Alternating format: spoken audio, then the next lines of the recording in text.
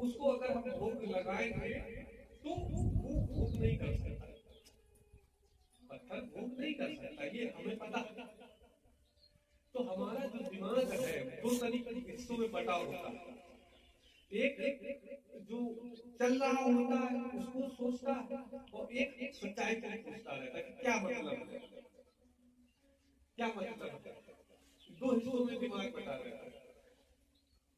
तो जब हम किसी भगवान के विग्रह के सामने जाते हैं, प्रसाद चढ़ाते हैं, तो मन में आता है कि ये कैसे खा लेंगे, वो कैसे खा लेंगे।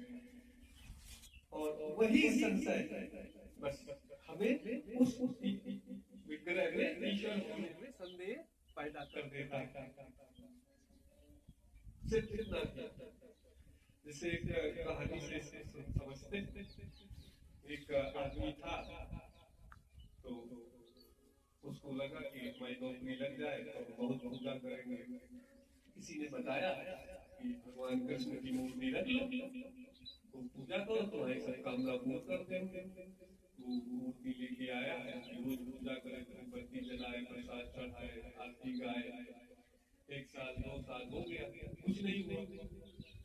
तो किसी ने बताया कि कृष्ण भगवान को पावर नहीं बची, तुम एक काम करो, तो हनुमान जी को रखो, उनकी पूजा कर। तो उसने कहा ठीक है। अब वो हनुमान जी की मूर्ति ले आया, रख ली, उनकी पूजा करने लगा। तो एक दिन जब वो अगरबत्ती लगा रहा था तो हनुमान जी के लिए लगा रहा था, लेकिन कृष्ण जी की भी फोटो वही रखी थी, मूर्ति रखी थी। तो उसके मन में विचार आया कि जब काम तुम हमारा नहीं कर रहे हो, तो ये अगरबत्ती जो जला रहे हो ना तुम ही ले रहे हो, तो तुम्हें क्या है वो तुम्हारा। सीधी सी बात है कि जब तो हमारा काम नहीं कर रहे हो तो हमारा माल भी मत खाओ। तो उसने कपड़ा उठाया और उनका मुंह कस दिया मूर्ति पर। लो अब कैसे तो खाओ, तो फ्री में खा रहे हैं, कर नहीं रहे। तो जैसे उसने मुस्का कसा तो मूर्ति से आवाज आने लगी, बोले अरे यार क्या करो, मैं जान निकल रही। अब वो परेशान ये क्या हो गया। तो उसने उसका वो हटाया कपड़ा मुंह से।